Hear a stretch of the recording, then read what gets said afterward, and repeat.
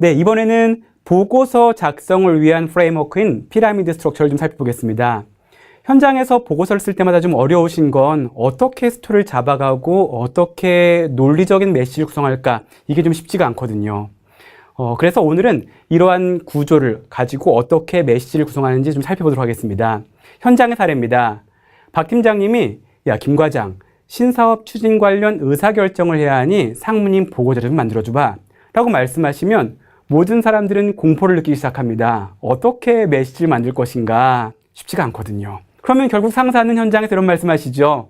야, 그 좀 알아들을 수 있게 좀 정리할 수 없어? 이런 말씀을 하십니다. 혹시 현장에서 이런 말을 듣고 자괴감을 느끼신다면 오늘 말씀드릴 피라미드 구조를 좀 한번 이용해 보시죠. 언제 쓸 수 있느냐?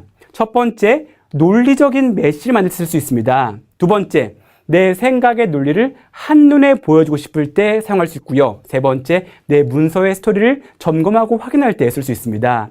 이 피라미드 스트럭처는 잘 아시는 세계적인 컨설팅 기업인 맥킨지에서 쓰는 문서 작성의 방식입니다. 구조는 굉장히 심플합니다. 이러한 피라미드 모습입니다.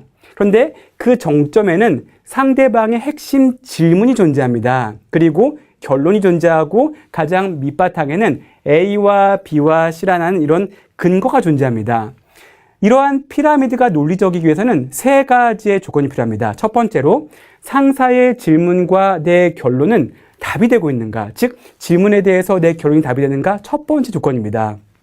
두 번째, 결론과 근거의 관계에서 세로 방향으로 Y소와 SO와 성립하는가, 즉 결론을 말했을 때 Y소, 왜 그래를 물은다면 내 근거 A와 B와 C가 답이 되는가, 반면에 A합니다, B합니다, C합니다 했을 때 So what, 그래서를 묻는다면 내 결론이 답이 되는가. 세 번째, 내 근거 A와 B와 C는 누락도 중복도 없이 미시한가. 이러한 세 가지의 조건을 말하고 있습니다. 그러면 오늘의 케이스로 한번 가보시겠습니다. 자, 상사가 아까 시켰던 이러한 과제에 대해서 김 과장은 제일 먼저 피라미드 스트럭처의 상단을 구성할 필요가 있습니다. 자, 상사가 뭐라고 묻고 계실까요? 이 질문을 제대로 쓰시려면 첫 번째, 상사의 과제와 의도, 목적을 고민할 필요가 있습니다. 자, 상사의 과제는 뭐냐? 그렇죠. 당사는 신사업을 추진해야 하는가, 이런 과제일 겁니다. 그럼 의도는 뭘까요? 아마 추진 여부를 결정하기 위해서겠죠. 따라서 목적은 추진 결정을 위한 타당성 검토로 생각해 볼 수 있습니다. 그럼 이러한 과제와 의도와 목적 하에서 상사의 질문은 당사의 신사업 추진이 타당한가라고 정리해 볼 수 있습니다.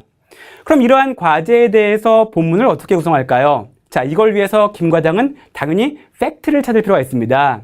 그리고 예제 파일에서 보시는 것처럼 김 과장의 정보 수집은 이렇게 총 9개로 구성이 되어 있습니다. 그러면 이 9개를 어떻게 정리해 볼 수 있을까요? 자, 아까 말한 것처럼 이러한 9개 내용을 미시하게, 즉 누락과 중복도 없게 정리할 필요가 있는데, 신사업을 추진해야 되는가라는 이러한 과제에 대해서는 실은 내용을 봤을 때 시장, 경쟁, 당사로 묶어본다라고 한다면 내용을 누락도 없고 중복도 없게 분류할 수 있을 겁니다. 그래서 이렇게 내용을 누락도 중복도 없게 분류한다고 한다면 전체적으로 시장, 경쟁, 당사로 본문의 내용이 정리됐습니다. 시장은 1번, 6번, 7번, 경쟁은 2번, 3번, 당사는 4, 5, 8, 9로 정리가 됐네요. 그럼 이 상태에서 어떤 게 필요할까요? 자, 2번, 3번에 대해서 so what을 할 경우, 예를 들어 경쟁 2번, 3번을 가지고 so what을 한다면 어떤 메시지가 뽑혀질까요? 자, 경쟁 상황과 마켓쇼를 가지고 얘기하신다면 경쟁 강도가 높지 않고 후발자로서 경쟁 참여가 용이하다라는 핵심 메시지를 노출할 수 있습니다. 그리고 이러한 핵심 메시지에 대해서 Y소를 묻는다면 지금 보시다시피 2번의 경쟁 상황과 3번의 마켓쇼가 근거로 존재할 수 있습니다. 즉 각각의 단락에 대해서, 각각의 내용에 대해서 이렇게 Y소와 So what으로 잊을 필요가 있습니다. 그리고 이렇게 내용을 채워보신다고 한다면 전체적으로 시장은 1, 6, 7을 가지고 시장이 매력적이고 장벽이 높지 않아 후발주자도 해볼 만하다는 메시지를 정리할 수 있고요. 당사는 4, 5, 8, 9를 가지고 자사의 강점을 활용할 수 있고 해당 사업 진출의 여건이 좋다고 얘기할 수 있습니다. 즉 어떤 메시지든 하위의 메시지를 요약하기 때문에 하위 내용을 가지고 이러한 키 메시지를 만들어낼 수 있습니다. 그러면 이러한 것들을 가지고 어떠한 결론을 만들어낼 수 있을까요?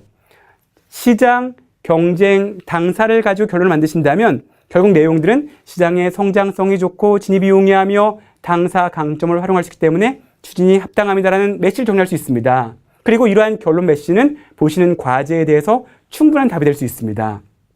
자, 이 모습을 보시면 피라미드가 성립이 되고 있나요? 자, 첫 번째 과제와 결론 관계, 과제에 대한 답이 되고 있죠. 두 번째, 결론에 대해서 시장, 경쟁, 당사는 나름의 충분한 Y수에 대한 근거가 되고 있습니다. 그리고 시장, 경쟁, 당사는 나름의 논리적 흐름이 누락과 중복이 없고 흐름이 좀 논리적으로 볼 수 있습니다.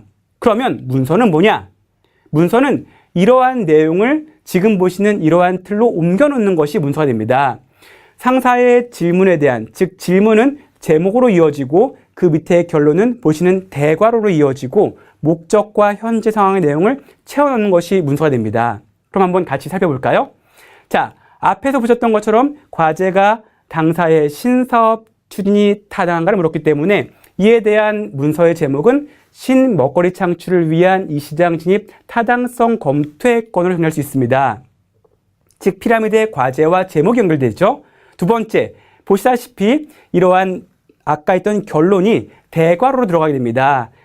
결론의 메시지를 대괄호로 넣으시면 지속 확대가 예상되는 시장의 성장성과 후발 투자 진입의 용이성 측면에서 매력이 높고 당사 강점을 활용하여 초기 투명을 절감하고 경쟁 우위를 점할 수 있으므로 추진이 타당하다는 이러한 결론 메시지를 드릴 수 있습니다. 중요한 건 상사 입장에서 이러한 제목과 이 대괄호를 보시면 문서 전체의 핵심을 이해할 수 있습니다. 그 다음은 어떻게 이어질까요? 앞에 준비했던 목적의 내용이 그대로 이어지고 그 다음에 본문의 내용들은 주요 검토 내용이 시장 환경, 경쟁 환경, 당사 경쟁력 분석으로 이어질 겁니다.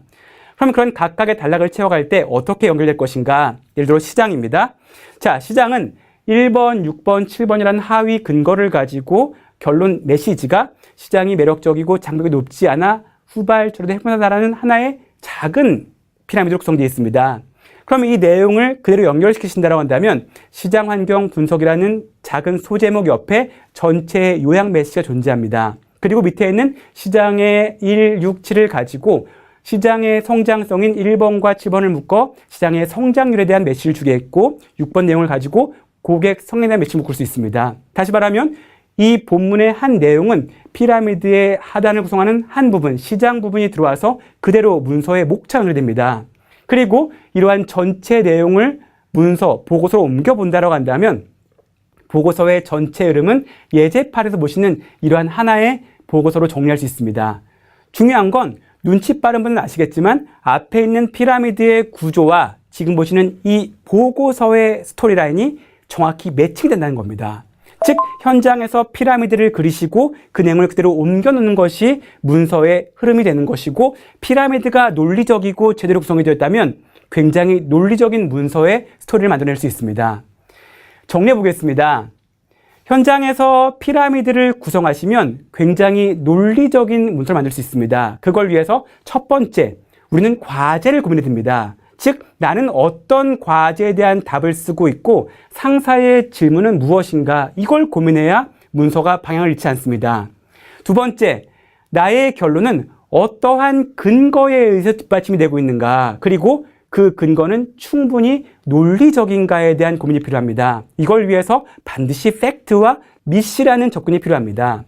세 번째, 내 메시지는 항상 요약이 잘 되어 있는가 즉 하단의 내용들을 한마디로 말하면 무엇인가 또 전체 내용을 한마디로 말하면 무엇인가 이러한 부분들을 고민하셔야 핵심 메시지가 명확합니다.